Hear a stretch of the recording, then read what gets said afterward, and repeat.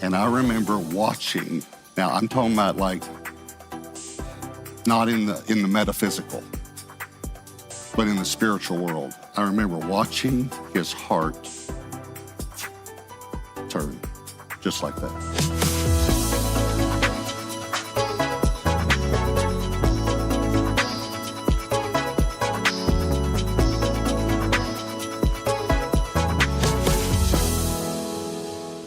I'm going to begin a new 4-week series. I'll be with you the next 4 weeks. And the title of the series is, How Do I Know? How do I know? This week is, how do I know there is a God? How do I know there is a God? So I want to talk to you like I were just sitting across the table from you. And I want to let you know that what I'm going to tell you is, how do I know? In other words, I'm going to tell you my personal study and my personal experience. And you may have a difference of opinion, but we can disagree agreeably. So please don't get offended if I have a different belief than you, because I'm not going to get offended if you have a different belief than I have. Let's just say that you and I worked at the same factory and we weren't able to work for a while because of COVID-19. And then the factory reopens and we come back together and we're in the cafeteria in the lunchroom, and there's a chair open where you are at your table. And so I come in, I sit down beside you, across from you, let's say, and I say, man, I'm glad to be back at work. And you say, well, so am I. And I say, well, it wasn't just COVID-19 for me. Now, I'm just making this up as an example, okay? So this didn't happen to me, but I'm just trying to give you an example. And if I said, well, actually, I was out for 2 years. And you say, well, what do you mean you were out for 2 years? And I say, well, I had a disease. It wasn't COVID-19, but it was incurable. I couldn't work. I couldn't even get out of bed. Eventually, there was a new drug approved by FDA, but our insurance didn't cover it. They even took up a collection here at work and at my church.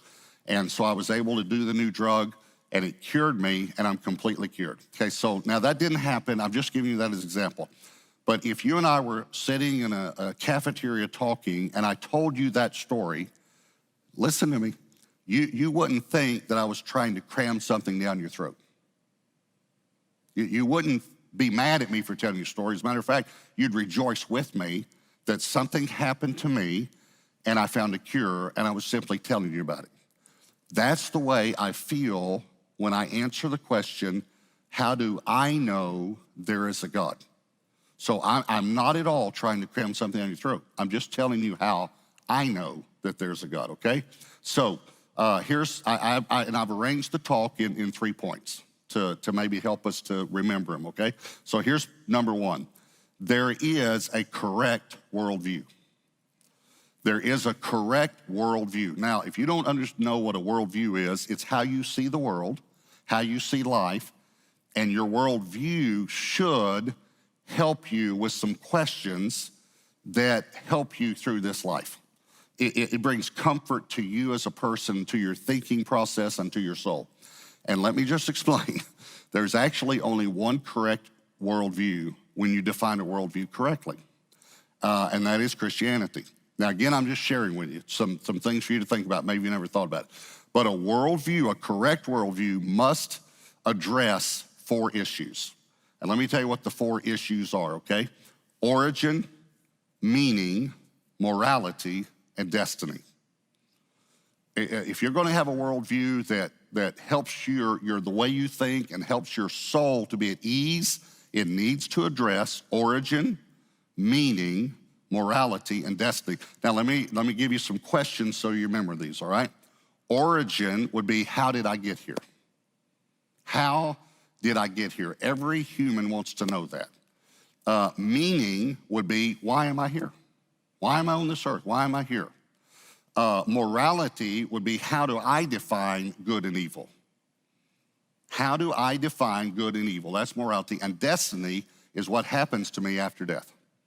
Now think about it. Every human wants to know these 4 things. How did I get here? Why am I here? How do I define good and evil? And what happens to me after death? Okay, there's only one worldview that answers it. No other worldview does. Evolution does not answer these 4. It doesn't tell us what happens after death. It doesn't tell us why we're here. And even how did I get here? Just think about it. Most people have never even thought of this. Do you realize that evolution is still referred to in science books, listen, as the theory of evolution? And most people don't even know how long it's been a theory. Would you like to know? 161 years. It's the longest theory that science has ever had. Theory. It's a theory. It began, again, many people don't know this, and yet they say they believe it. It began when Charles Darwin wrote a book called The Origin of Species in 1859. In that book, he uses 2 entire chapters to doubt his own theory. 2 chapters. One of them, he talks about the human eye. And he said, just thinking about the human eye would disprove my theory when you think about how complex the human eye is. But he also makes a statement similar to this. He says, if solid scientific evidence does not come forth in a reasonable amount of time to prove this theory, then it disproves this theory. Okay, it's been 161 years. And there is now look it up for yourself. Don't just listen to someone else. There is no evidence, none. Listen to what I'm gonna say before you discount the sentence. Listen to the end of the sentence. There is no evidence that one species has ever mutated to another species. Never. It's what we still call this day the missing link. It's still missing. 161 years later, with all of our scientific knowledge, and we can't find this one bone, this one fossil that shows one species mutating to another species. Now, within a species, we evolve, we change. I'm a human. You probably will not believe what I'm about to tell you until you think about it for a moment. But I want you to look at my size, okay? I used to be 20 inches long. I'm telling you the truth, 20 inches. And I used to weigh about 8 pounds. Now I'm 6'2", and I weigh some pounds. I'm sorry if that didn't come out, the exact number, but I'm not gonna say it again. All right, so the point is I have changed. That's all the word evolve means, I have evolved. But no species has ever evolved from one species to another, never. Here's what evolution tells us too. We are time, matter, and chance. Time, matter, and chance. In other words, we are only metaphysical. We don't know what happens after death. We're only metaphysical. Here's the problem with that. If you're only matter, then why do you react when you hear that someone passed away from COVID-19? No, why do you feel sad? Because you're not just matter, you're a soul. You have a soul, you have feelings, you have emotions, you have thoughts. You're a person, you have a soul. Another thing that's difficult is morality. How do I define good and evil? Many people say, well, morality is subjective. In other words, each person decides what's right for him or her. That's horrible.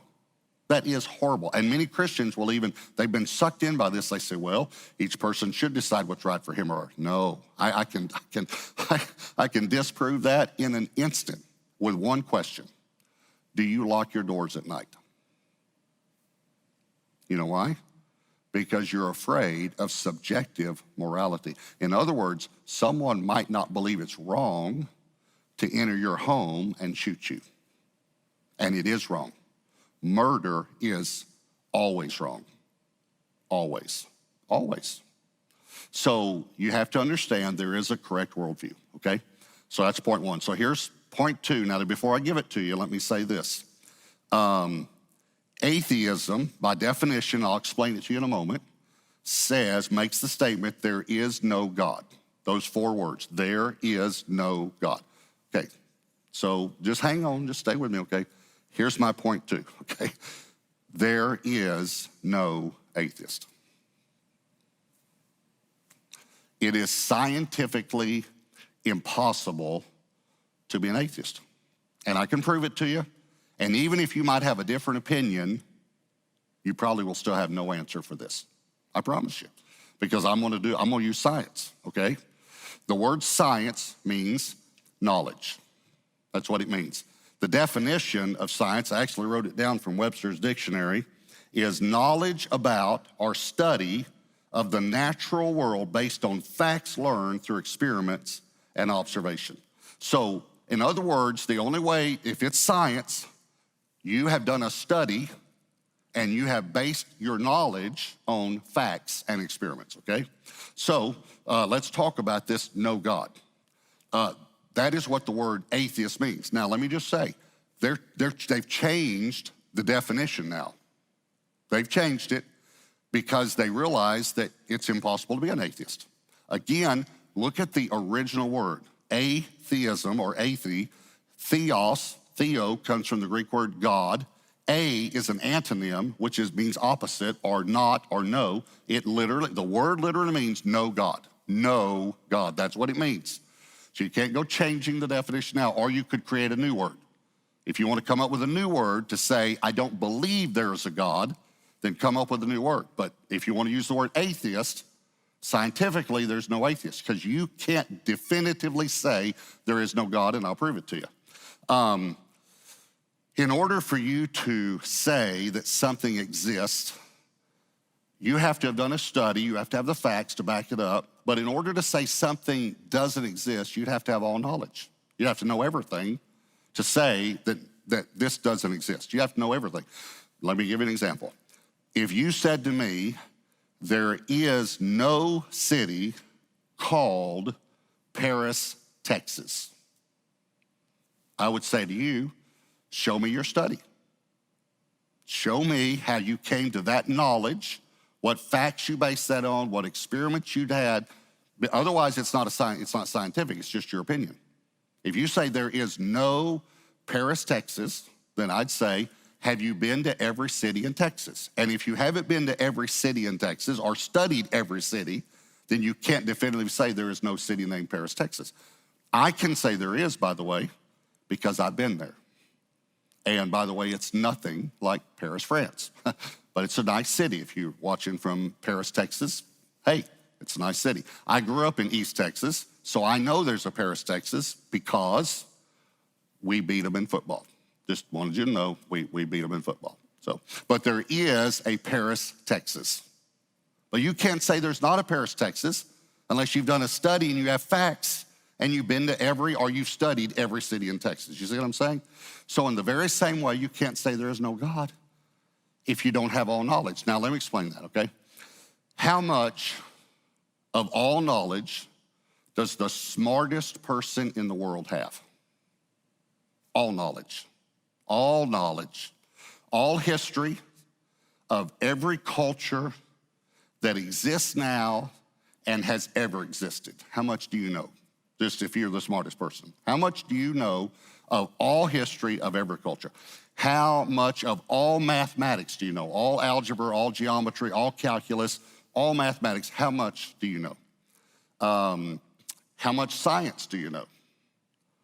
How much English do you know? Not just English, but how much language would be a better way to say it. Language, you know. By the way, there are over 7,000 languages in the world right now. How many can you speak fluently? And there are over 31,000 languages that have ever existed. 31,000. So how many of those languages do you know? I'm trying to figure out how much of all knowledge do you know? Do you know every vowel and every consonant of every language that's ever existed, and can you conjugate every verb in every language? The smart people in the world say that probably the smartest person in the world might possess, they say it's less than 1%. So let's just say it's 1%. And let's say you're that person. Is it possible in the 99% of all knowledge that you do not possess, is it possible that something exists that you don't know about? Of course. You couldn't answer that question any other way. We're not talking about even probabilities, we're talking about possibilities, but the probability mathematically would be yes as well, because it's 99% probability. So is it possible in the 99% of all knowledge you don't possess, something exists? Yes, of course it is. So you can't say definitively it doesn't exist unless you have all knowledge. You cannot say there is no God. Now, what you can say is, I don't know if there's a God. That is an agnostic. Now, we say agnostic is the way we divide the word, but the G actually goes with Gnostic. It comes from a Greek word. The G is silent. It's Gnosticism. It means knowledge. A, again, is an antonym, and it means not or I don't know. I don't know if there's a God. You can say, I don't know if there's a God, but you cannot definitively say there is no God.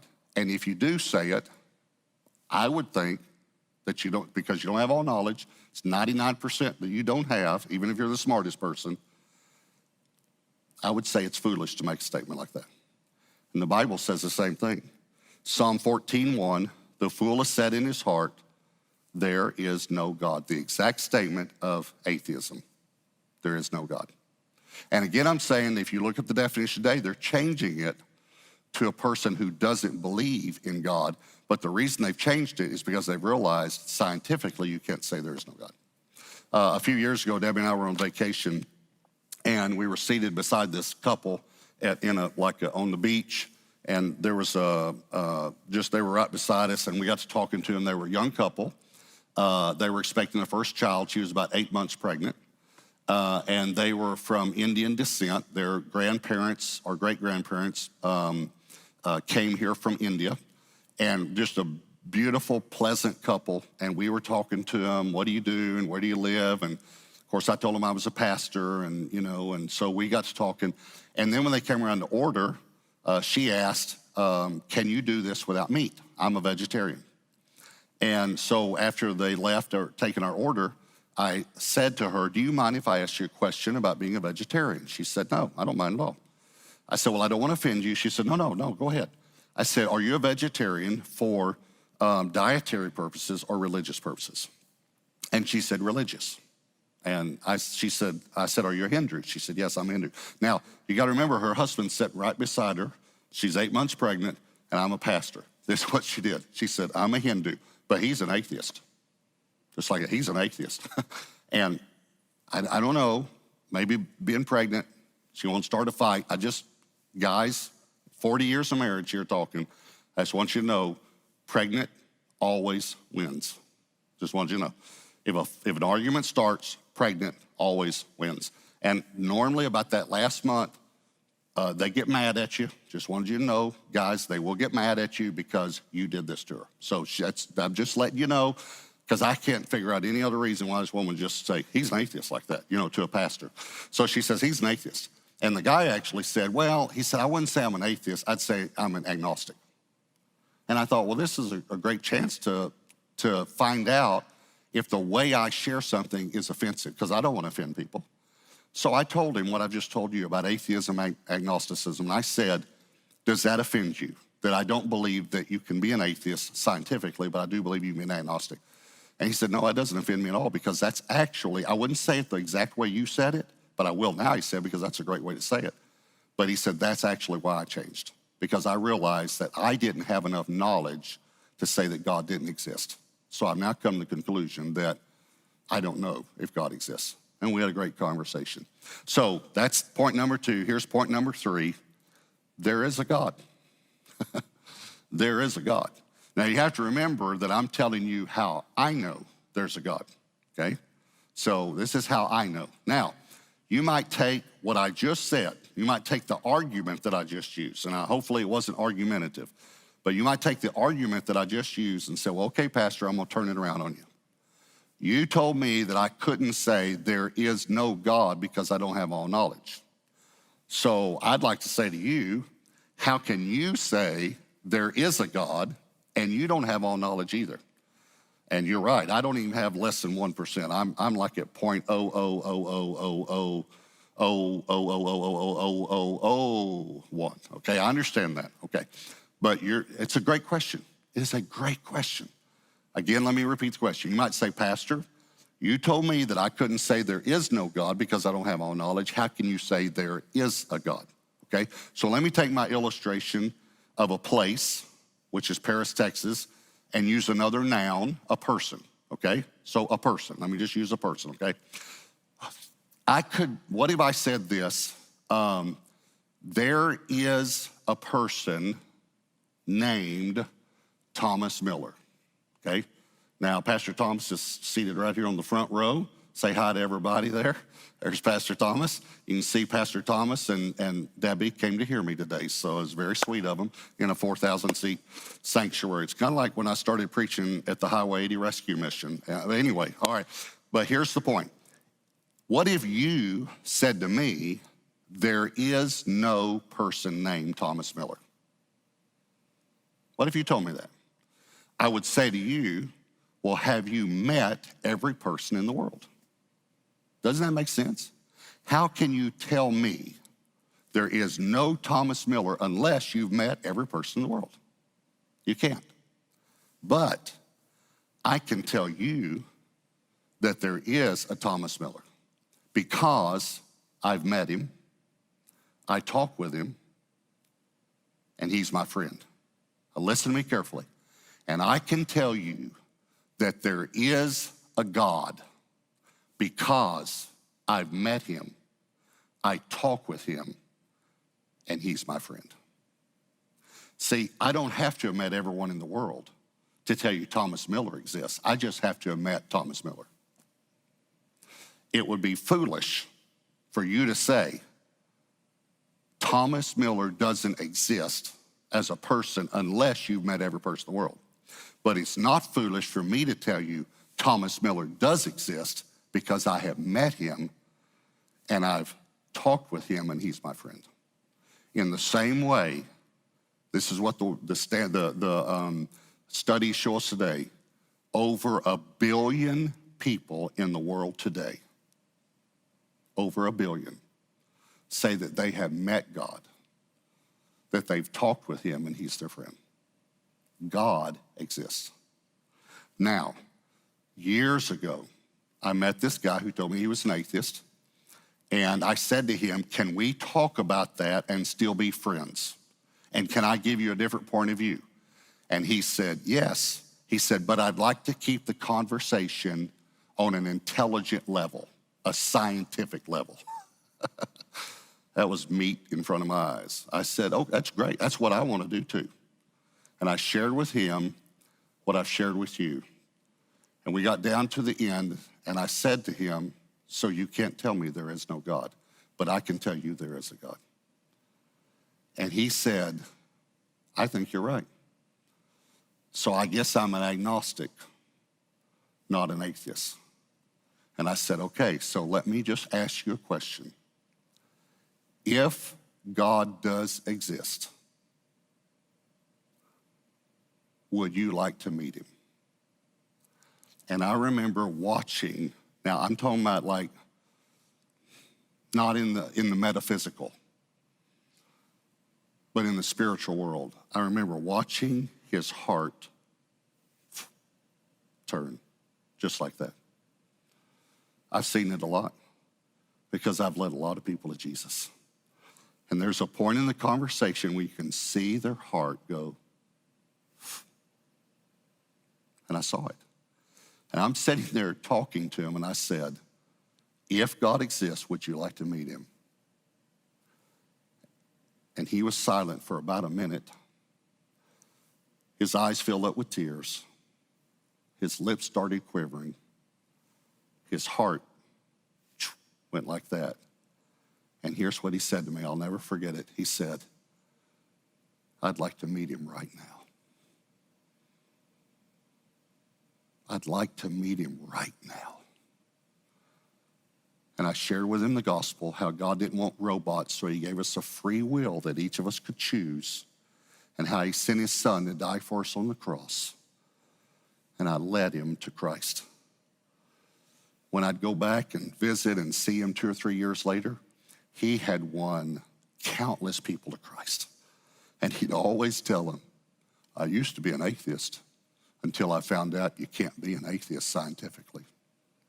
And he was leading people to Christ one after the other. His whole life changed because he realized there is the possibility of a God. And if there's the possibility, would you like to know it? You can accept Jesus right now. Maybe your heart turned as you heard me share that story about that guy that accepted Christ. And you know it did. So will you just simply tell Jesus right now, I'll help you. Someone helped me. I was in a motel room when I got saved. Will you just simply tell the Lord, Lord, I accept you. I accept you. I receive you as my Lord and my Savior. And I promise you, in the sincerity of your heart, God hears you, accepts you, and forgives you. And he loves you. And I love you. I want to tell you, thank you, thank you, thank you. Thank you for watching. Thank you for your hunger for God's word. And I want to invite you to join us next time because I want to continue this series, How Do I Know?